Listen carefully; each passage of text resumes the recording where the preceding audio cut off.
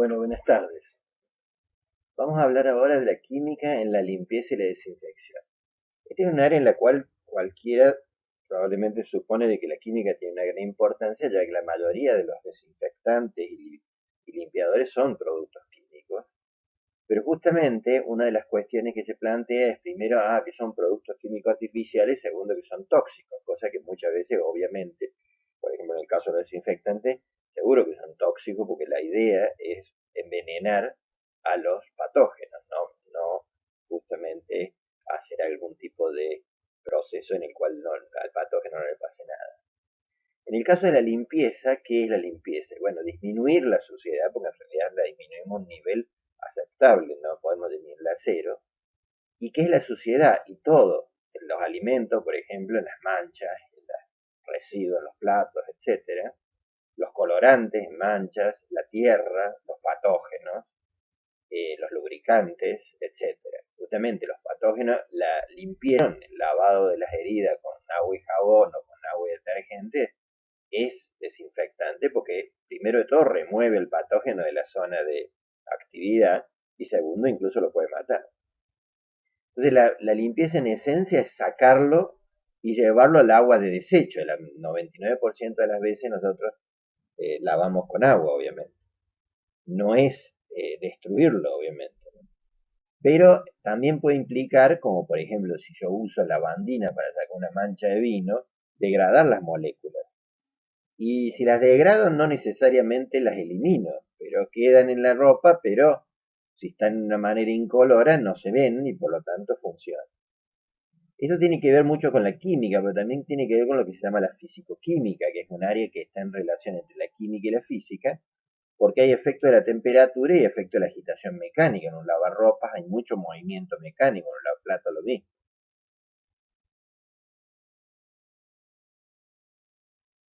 ¿Y cómo se lava? Y lo primero de todo con agua.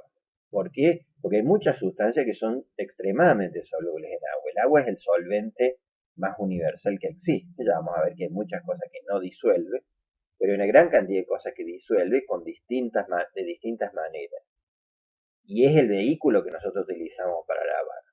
Entonces ahí lo que se muestra es que el cloruro de sodio, que es la sal común, es, eh, es sodio, iones cloruro, que son solvatados, interactúan con las moléculas de agua que se ordenan alrededor de los iones y al estar de esta manera lo disuelve, lo que es una cosa bastante significativa y no algo que el ser humano conociera durante toda la historia, es un descubrimiento de fines del siglo XIX. ¿Por qué? Porque el cloruro de sodio, para separar el ion cloruro del ion sodio en condiciones normales, yo necesito, para fundir, por ejemplo, la sal común, yo necesito más de 1300 grados de temperatura. Y sin embargo, eso lo hago todos los días cuando le pongo sal al agua, simplemente por el tremendo poder disolvente del agua. Pero el agua es muy buena interactuando con iones, no interactuando con cosas neutras con las cuales no tiene otro tipo de interacciones. Por eso es que a veces una de las maneras de lavar es convertir al sistema en iones. Y ya vamos a ver incluso convertir estructuras más grandes en algo que se parece a los iones, de tal manera de vehiculizarlo, probablemente no disolverlo, pero emulsionarlo, por ejemplo. Por ejemplo, las proteínas, cuya característica más grande es la mancha de huevo, pero puede ser cualquier otro tipo de proteína, como la leche o el queso, etcétera, o la misma carne, pero las proteínas que manchan, llamémosle, o los residuos en un plato de proteínas, generalmente son poco solubles porque son neutras. Esto tiene que ver mucho con la química de las proteínas, que están en lo que se llama su punto isoeléctrico, que es neutro. Pero si yo le pongo, por ejemplo, agua básica, bicarbonato de sodio, por ejemplo, lo que hago es cambiar el estado de protonación de la molécula y la vuelvo cargada. Cuando la vuelvo cargada, las moléculas de agua interactúan con los iones y se solubilizan. Entonces, eso es un simple truco en realidad, que tiene dos fases. Por un lado uso agua caliente porque quiero fundir a la proteína, quiero de alguna manera transformar un sólido en un líquido. Es muy difícil solubilizar un sólido como tal directamente, pero es mucho más una macromolécula como la proteína, pero si yo hablando la vuelvo a un estado semilíquido es más simple. Además aumento la difusión del agua cuando aumento la temperatura, disminuyo la viscosidad, con lo cual lo hago más fácil, por ejemplo en un lavaplato o en un lavarropa, pero además hago este tipo de cosas. Otra manera que también es importante en las proteínas es usar enzimas que son catalizadores biológicos que me rompen la proteína, que son las que tenemos nosotros, por ejemplo, en la saliva y que son las que hacen que podamos romper proteínas cuando hacemos la masticación. Entonces, puedo usar el mismo tipo de enzimas para romperla en pedacitos más chicos. Mientras más chico sea algo, es seguro que va a tener que ser más soluble. El almidón tiene una cierta solubilidad, que es el almidón, y bueno, el almidón de maíz, la maicena, por ejemplo, pero obviamente la harina de maíz, la polenta, todo ese tipo de cosas, la papa, tienen grandes contenidos de almidón. Y es algo soluble en agua, y nuevamente el truco generalmente es aumentar la temperatura. Como cualquiera que ha preparado alguna dispersión o solución de almidón, como el engrudo o la salsa blanca, sabe que hay que aumentar la temperatura para lograr que se disperse. Normalmente no nos interesa solubilizarlo para echarlo del sistema, sino simplemente lo que nos interesa es que esté de una forma dispersable y que no se redeposite nuevamente en algún lado. Ese es un problema, por ejemplo, con el agua de desecho, porque puede ser que esté en el agua caliente, esté la grasa soluble, pero dispersada, pero cuando se enfría se deposita nuevamente en la cañería. Y justamente la grasa es una de las características, la grasa de vaca, pero también los aceites vegetales, que no son solubles en agua. ¿Por qué? Porque no tienen interacciones fuertes con el agua. Entonces no se pueden solubilizar directamente. Por eso si yo agarro un plato que tiene grasa y le pongo agua fría, no pasa nada. Si le pongo agua caliente, quizás la fundo y la remuevo mecánicamente, pero se me va a depositar en la pileta o en la cañería o en algún otro lado. Entonces, ese es un viejo problema de la humanidad, de cómo lograr sacar la grasa de algún lado. Y lo que se desarrolló hace muchos años, y después hoy en día se conoce mucho más de cómo funciona, fue el arte de la emulsión, o sea, usar lo que se llaman surfactantes. Los surfactantes son moléculas que existen incluso en la naturaleza, por ejemplo, la, la soja tiene fosfolípidos, que son surfactantes, nosotros tenemos en el organismo, el huevo tiene fosfolípidos, que tienen una característica de ser tensioactivos, o sea, son moléculas que tienen una característica extraña, tienen una cabeza, una zona de la molécula, que es hidrofílica, le gusta el agua, y una cola, otra zona larga, que es lipofílica, que le gustan las grasas. Entonces, ¿qué hace? Hace como una especie de mediador o traductor entre ambas moléculas.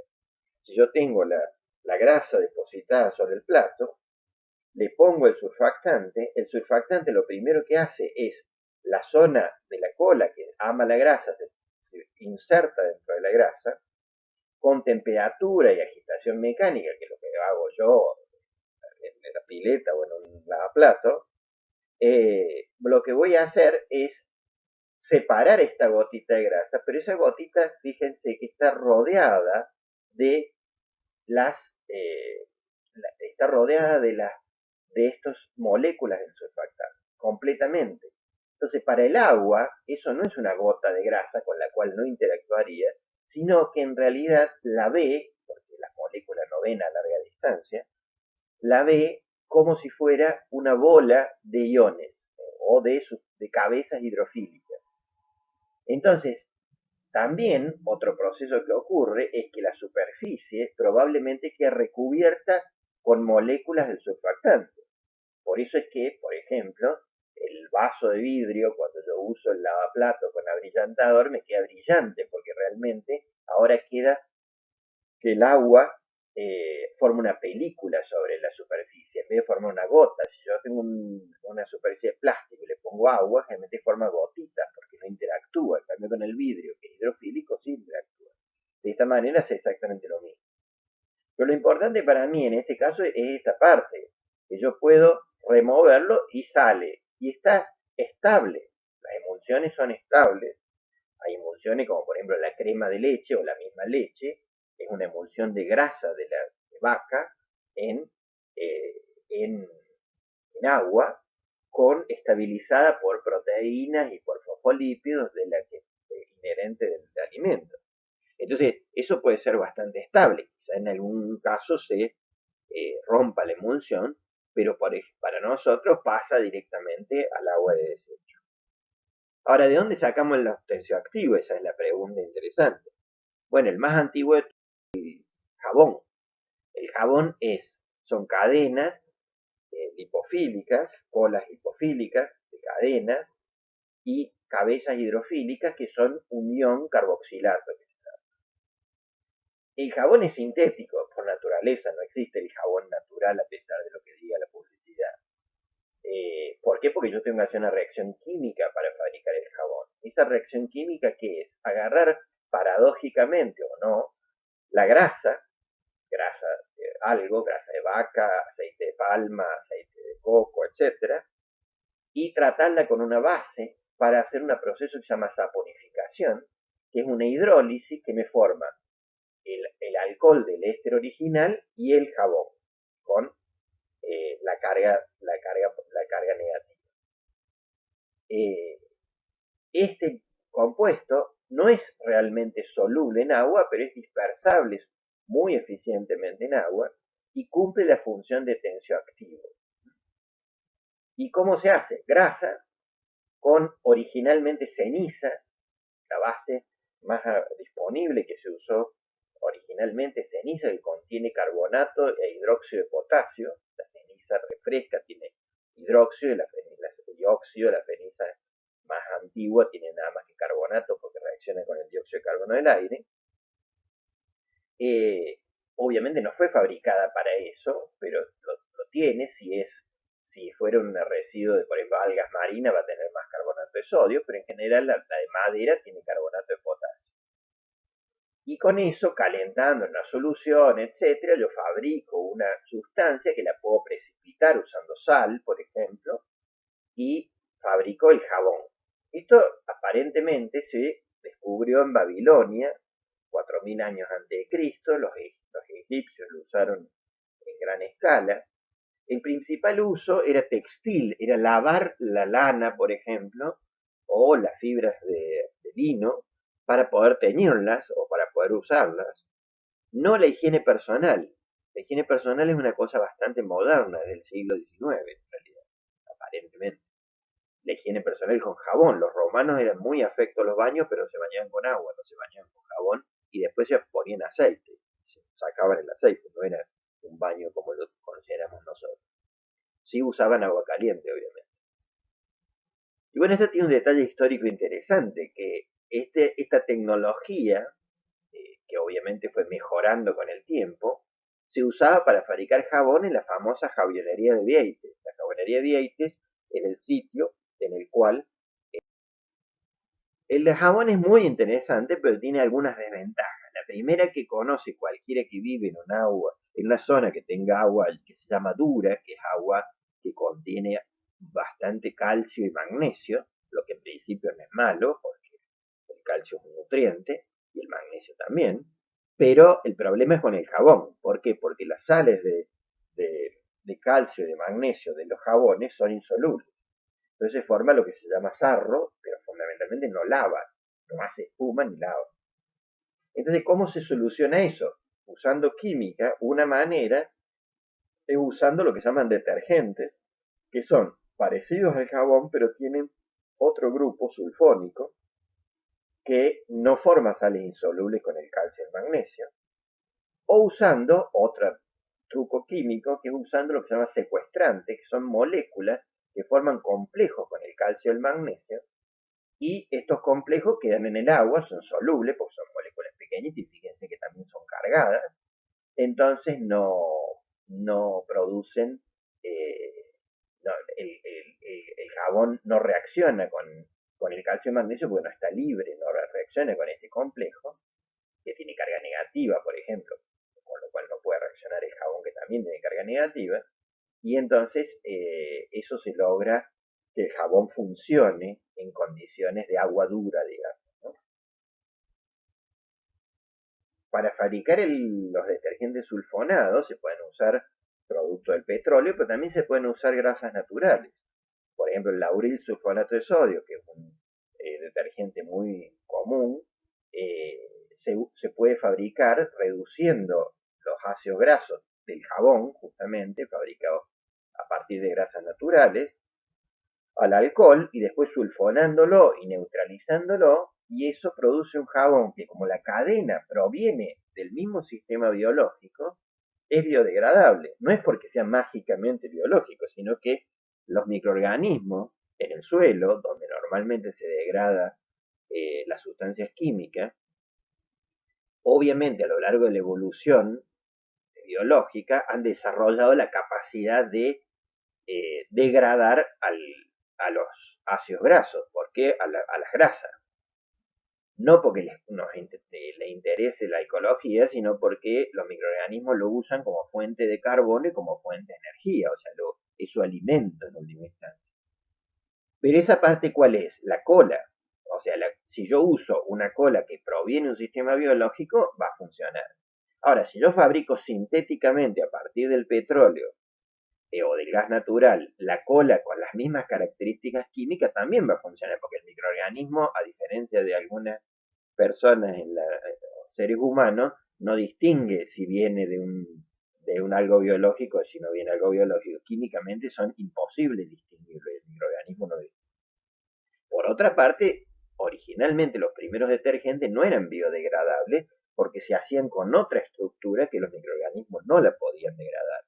Y obviamente esos detergentes fueron eliminados porque si no se mantenían en el sistema y podían provocar otro tipo de problemas. Podían ser incluso tóxicos para la vida en el suelo.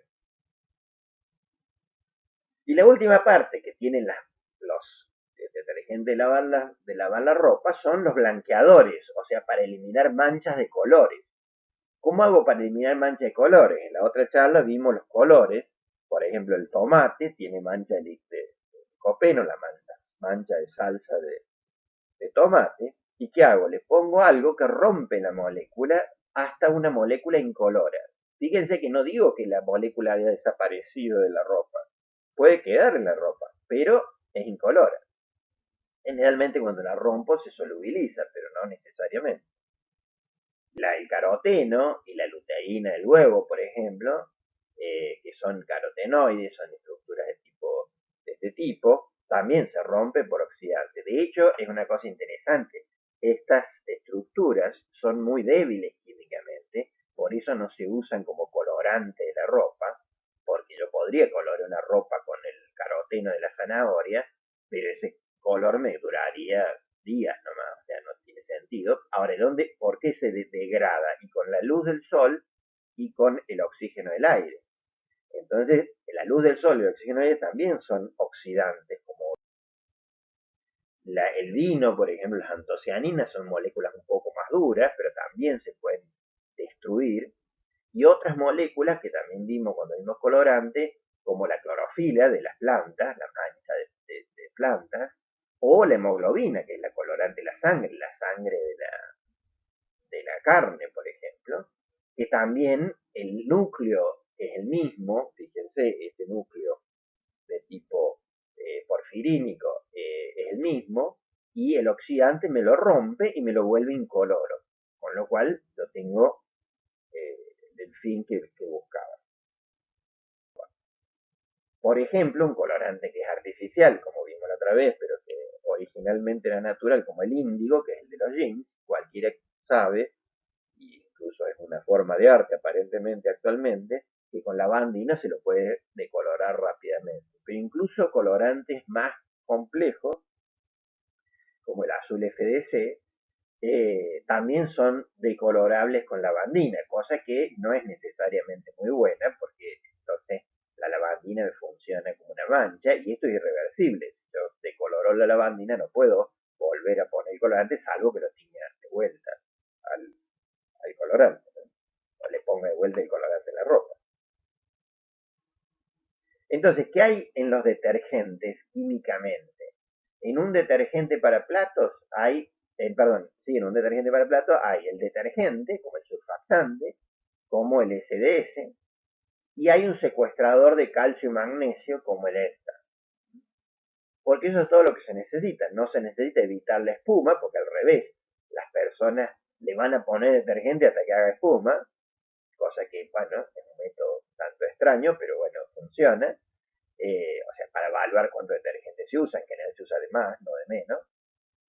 Ahora, en la ropa, donde generalmente se lava en lavarropas, no se, hay que usar algo para que no se ponga espuma, un antiespuma, eh, que obviamente si es un antiespuma no es obviamente calcio o magnesio, sino que es una molécula que actúa en contra de la formación de este tipo de burbujas. Un decolorizador de manchas probablemente suave, la CMC para bloquear la readhesión de la tierra, un abrillantador, en el caso de los blancos fundamentalmente, pues que es un colorante que tiñe la ropa, pero es un colorante que la tiñe que no es visible a simple vista porque absorbe en el ultravioleta, donde no vemos esa luz, pero emite luz en el azul. Por eso es que muchas veces cuando uno va a la discoteca que tiene luz ultravioleta, la famosa luz negra, ciertas ropas que han sido lavadas, blancas, que han sido lavadas con este tipo de colorantes, brillan mucho más en el azul. Ahora, ¿cuál es la idea acá? Y que si la ropa no solamente absorbe en el blanco, que sería la ropa blanca normal, sino que emite luz en el blanco, alguna zona del blanco, es verdaderamente más blanco que el propio blanco, porque está emitiendo luz. Obviamente no ilumina en la oscuridad, pero es bastante blanco. También se usan enzimas en muchos detergentes para la ropa, que son catalizadores para romper las moléculas biológicas, eso es bastante útil. El problema es que la ropa, las fibras de la ropa también son moléculas muchas veces biológicas, como el algodón o la lana, y por lo tanto las enzimas me la pueden destruir, o pueden eliminar estas capas de grasa que yo tenía pegadas para dar distintas funciones, con lo cual muchas veces no son muy útiles. Y como les decía, también se usa el acondicionador que se pone después, que es una sal de amonio cuaternario. El acondicionador o suavizante, porque queda más suave la ropa, simplemente es una cuestión de tacto. ¿Y qué pasa con los naturales? ¿Hay jabones naturales? No, los jabones naturales no existen como tal, o sea, todos los jabones son sintéticos. Lo que hay es surfactantes naturales, que se llaman mal jabón, entre comillas, porque no hubo ningún proceso de saponificación, que son las saponinas, o sea, los componentes de donde vino el nombre jabón, que son una parte hidrofílica, que es un azúcar generalmente, y una parte hidrofóbica, que es un esterol, pariente del colesterol, digamos. Esta molécula, el colesterol justamente es totalmente lipofílico y las azúcares son muy hidrofílicas, son muy solubles en agua y el colesterol no, obviamente. Estas saponinas están presentes en muchas cosas, en la planta y en la papa, el tomate, la berenjena, la dama de noche, la quinoa. La quinoa, por ejemplo, que uno come, ha sido pretratada, lavada para eliminarle esto, las saponinas, pero ese líquido se puede usar como jabón. El problema que tiene es que son bastante tóxicas. De hecho, la solanina, que es la saponina que se forma cuando la papa se pone verde, no hay que comerse la cáscara cuando la papa está verde, y idealmente tampoco la papa, porque puede estar contaminada, porque son bastante venenosas. La planta de papa y la planta de tomate son venenosas para el ser humano, porque este tipo de jabones interactuando con nuestras células también producen problemas. Y de hecho, los indios, los pueblos originarios de la zona del sur de Brasil y de Argentina y Paraguay, lo usaron durante todo el tiempo y lo usan incluso actualmente para envenenar peces, o sea, para pescar tirándolo al río y envenenando los peces. La diferencia que tiene es que los peces es mucho más tóxico porque los peces están en contacto, el pulmón, la branquia de los peces están en contacto con el agua y entonces produce un daño directamente sobre la branquia, el pez por lo menos se atonta, pero generalmente se muere, y bueno, lo pescan de esa manera. Y con la cantidad de solanina que le queda al pez no es tóxica para el ser humano. Pero estos son los únicos verdaderamente naturales, los que están en la naturaleza. No significa relativamente nada, porque justamente son tóxicos, puede ser destruidos de alguna manera eh, para que sean un poco menos tóxicos, pero no se gana nada con tenerlos como naturales. Y bueno, el otro tema es la desinfección. La desinfección es bien trágico decirlo, pero lo que estamos intentando es matar a los organismos patógenos. Si son organismos vivos, como las bacterias, los hongos, las levaduras, etcétera, los queremos matar, terminar irreversiblemente con la actividad metabólica. No es que los queremos atontar o algo por el estilo, sino que queremos que desaparezcan.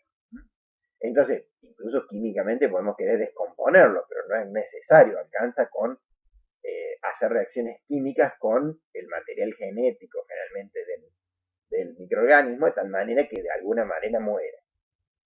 Hay otros casos que son obviamente muy relevantes hoy en día, que son los virus y los priones.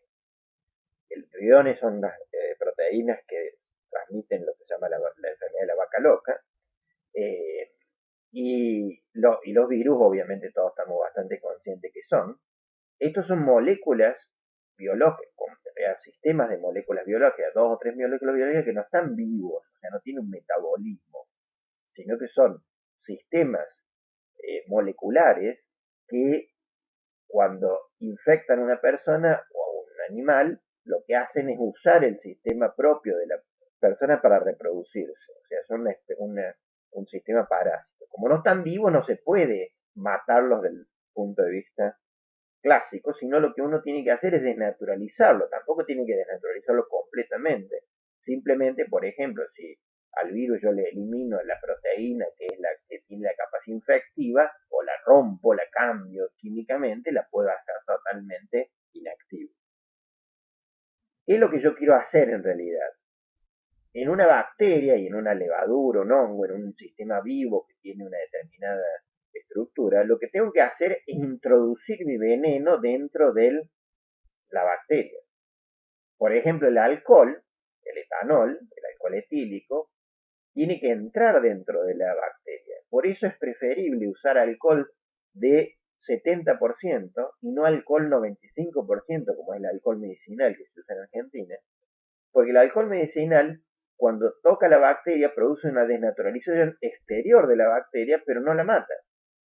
En cambio, el 70% no se produce ese efecto rápidamente y el alcohol es soluble en la membrana y puede entrar dentro de la bacteria. Cuando entra dentro de la bacteria, desnaturaliza el ADN, las proteínas internas y mata a la bacteria. El jabón, los detergentes, etcétera, y la sal de amonio cuaternaria, lo que hacen es disolver la membrana. Por lo tanto, no son efectivos contra todo el tipo de bacterias. Por ejemplo, el neumococo, que tiene estructura de la neumonía, que tiene estructura de polisacáridos en la membrana, no la afecta de la misma manera este tipo de biocidas. Pero en otros casos también, por eso es que el jamón no solamente es un limpiador, sino que también es un desinfectante. ¿Por qué? Porque destruye muchos microorganismos directamente. Como les decía, en el caso de los virus, yo no puedo hacer eso, no me interesa entrar. Por eso no conviene usar el famoso alcohol 70% de la OMS, sino que conviene usar el alcohol lo más concentrado posible, 95%, porque lo que yo quiero es destruir, en el caso de el virus del COVID, el SARS-CoV-2, destruir la proteína externa, o sea, destruir la famosa proteína Spike, que está tan en boga hoy en día, su conocimiento.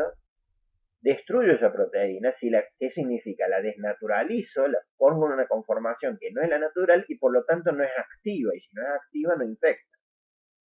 Entonces, también puedo usar el jabón o detergente para disolver la membrana que es de fosfolípidos, por lo tanto lo puedo romper, o puedo usar un veneno como el yodo, la iodopovidona, o el alcohol, que también podría funcionar, pero directamente pasa mucho más fácil,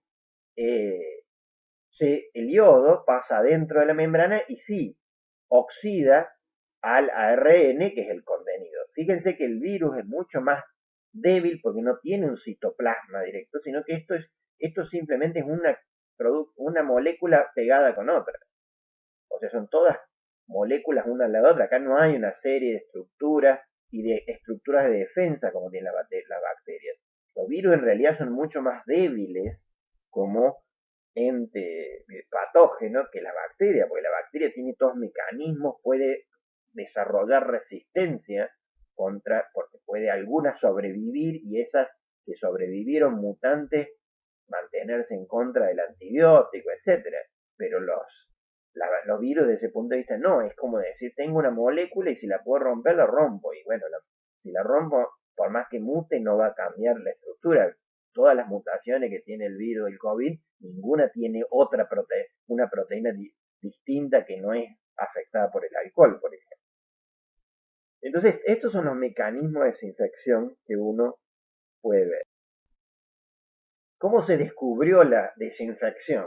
Porque parece que esto fuera obvio. Obviamente se usaba históricamente, aparentemente los árabes usaban jabón en sus hospitales en 1300 y históricamente se usaron distintas cosas, pero la descubrimiento moderno, la primera evidencia científica de que esto era necesario y que funcionaba, la generó un médico húngaro que trabajaba en Austria, que es Ignaz Semmelweis, que tenía una teoría que en principio es incorrecta. Él pensaba que los miasmas, el olor de la carne en putrefacción, que los médicos recogían sin querer en las manos cuando hacían disección de cadáveres, el olor producía la infección a las parturientas. Lo que él le hizo fue obligarle a los médicos a lavarse las manos con lavandina, con hipoclorito de calcio, que es equivalente a la lavandina, que es hipoclorito de sodio, simplemente porque eso eliminaba el olor, eso se sabía que eliminaba el olor. Y lo que sí comprobó estadísticamente que la cantidad de muertes de parturientas por infección, la fiebre puerperal que se llama, que era la infección que producía muchas muertes en los hospitales, que no se producían cuando las parturientas parían en la casa, disminuyó mucho en la clínica que tenía a su cargo. El problema fue que los médicos consideraban que era una ofensa a su característica de personas de alta sociedad que les dijeran que eran unos mugrientos en última instancia. Y apenas lo pudieron echar a este señor, lo echaron, lo mandaron de vuelta a Budapest, a Hungría, y volvieron a sus viejas costumbres y la volvió a ver una alta cantidad de muertes. Fíjense que este es el famoso lavado de las manos que ahora usamos con el COVID, que lo hacemos con jabón, porque los médicos nuevamente sostienen de que el jabón alcanza para todo, cuando en realidad no alcanza. La mejor es lavarse con alcohol 95% o solución diluida de lavandina, o povidona y yodo, no lavarse con agua y jabón. De hecho, los médicos en el teatro quirúrgico no se lavan con agua y jabón, se lavan con agua, con jabón, con sal de amonio cuaternario. Pero bueno, es un problema de la sociedad y la ciencia en el siglo XXI.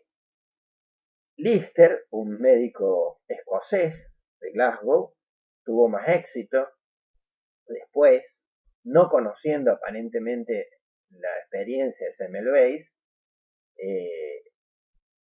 era cirujano y en la cirugía la mayor parte de las personas que tenían cirugía con heridas abiertas se les infectaba la herida a pesar de que la lavaban. Entonces él decidió usar fenol, que es un ácido orgánico muy agresivo que después se dejó de usar porque es irritante de la herida, para lavar la herida, para lavar los instrumentos que usaba el bisturí, por ejemplo, en las pinzas, y para aerosolizar en el teatro de operaciones. O sea, fíjense una cosa interesante, que están operando a una persona con bastante éxito aparentemente, pero los médicos a cargo no tienen no tienen guardapolvo y no tienen barbijo tampoco, ni tapabocas o como se le llame ahora, o mascarilla. Eh, Esa es la manera de operar. De hecho, si usted ven a la persona que está a la izquierda, el anestesista no le está aplicando anestesia porque no se usaba, todavía no se había descubierto el uso de la anestesia, sino que estaba en realidad sosteniéndolo para que no te moviera. Entonces, no existía ningún tipo de anestesia ni de algo contra el dolor. Ahora, la parte del aerosol, todo el teatro quirúrgico estaba bañado con aerosol de fenol, que es como olían los hospitales cuando yo era chico, hace unos cuantos años, porque se usaba este tipo de técnica. Y esa técnica es fantástica. ¿Por qué? Porque justamente combate a los patógenos aerosolizados. Por ejemplo, el patógeno del COVID-19, el SARS-CoV-2, es aerosolizado. Esta técnica se podría usar en contra del, del COVID-19 y lamentablemente no se usa. Entonces, o sea, el ser humano muchas veces desaprende, no aprende. ¿Por qué? Porque esto es lo que se llama la antisepsia. La antisepsia es usar un veneno químico para matar a los patógenos. Modernamente, después de la época de Lister, se desarrolló lo que se llama la asepsia. La asepsia es eliminar los patógenos de todos lados, incluso el teatro quirúrgico que se desinfecta antes de la operación y después de la operación, eliminar los patógenos y confiar en eso. Ahora, ¿por qué no se pone fenol? Y bueno, el fenol es bastante agresivo con los pulmones, no es el mejor desinfectante, pero hay desinfectantes más suaves que se podrían usar, más suaves para el pulmón, pero no para los patógenos. Pero el concepto es simplemente, yo, en mi opinión, que es muy personal, es porque acá se da la quimiofobia. Los médicos consideran de que el efecto sobre ellos, más que sobre el paciente, que tiene una mascarilla hoy en día y respira oxígeno, por lo tanto no respira el aire del teatro quirúrgico, el efecto sobre ellos es más grave, se operan muchas veces, que las ventajas de desinfectar durante la operación el teatro quirúrgico. Eso es opinable, pero en mi opinión, más sobre el COVID, no es lo mejor que se puede hacer. Otro tema de desinfección muy importante y muy importante para la vida humana es la desinfección del agua. La desinfección del agua se hace fundamentalmente en la mayor parte del mundo con gas cloro, con un gas, o con lavandina, es un hipoclorito de sodio, un producto soluble del cloro, que tiene la ventaja que mata a los patógenos porque es un veneno que pasa a través de la membrana de las bacterias, por eso, porque el cloro es no polar, por lo tanto pasa a través de la membrana y puede matarlas, y tiene la ventaja que se deja una cierta residualidad, eso deja un cierto gusto a cloro y puede dejar un poco de contaminante, pero la ventaja de la residualidad es que si hemos desinfecta el agua en el punto de origen, cuando me llega a mí a través de todo el caño donde puede haber otra fuente de contaminación, esa contaminación no es eficiente. En cambio, si yo desinfecto con luz ultravioleta o con ozono el agua original, eh, es, obviamente es aséptica en el momento que es emitida, pero después si pasa en el caño y en algún lugar en la canilla tiene bacterias, se contamina nuevamente y no hay nadie que la mate. Entonces no es lo más práctico. El cloro se fabrica por una reacción electroquímica en una escala gigantesca, obviamente, y más con el COVID, se utilizó correctamente para desinfectar superficies y para desinfectar todo tipo de cosas. Y de hecho, en algunos casos se usó sin querer, más o menos, como desinfectante aéreo en aerosol, porque la gente fumigó con cloro y fue bastante eficiente. No es lo ideal, porque es tóxico, pero preferible a tener COVID. Se fabrica electroquímicamente en un sistema en el cual se inyectan electrones y se toma una solución de sal, cloruro de sodio, en agua, y se fabrica cloro 2 e hidróxido de sodio, que la combinación de esas moléculas me da eh, hipoclorito. Y ese hipoclorito, bueno, es el que yo uso como lavandina. Y el otro producto es el hidrógeno, que muchas veces, normalmente en muchos lugares del mundo no se usa, hoy en día se puede usar como combustible limpio, digamos, el famoso hidrógeno verde, está de moda, y esta es una industria química generalizada en gran escala, pero tampoco es desde siempre, obviamente. La electroquímica y más la fabricación de lavandina por este método viene desde el 1900, o sea, no es tan antiguo. Hay otra desinfección, que es la desinfección de los alimentos. La desinfección de los alimentos significa el alimento, uno lo puede pasteurizar, por ejemplo, a la leche, que es un método físico para matar las bacterias por temperatura, que no mata todo, no mata las esporas, por ejemplo, mata a las bacterias que están vivas, pero pueden quedar algunas bacterias en forma hibernante, pero es bastante eficiente. Pero existe lo que se llaman los conservantes. Los conservantes tienen dos funciones. Una, disminuir la actividad química para conservarlo, como por ejemplo el ácido ascórbico, que lo único que hace es evitar que se oxide el alimento.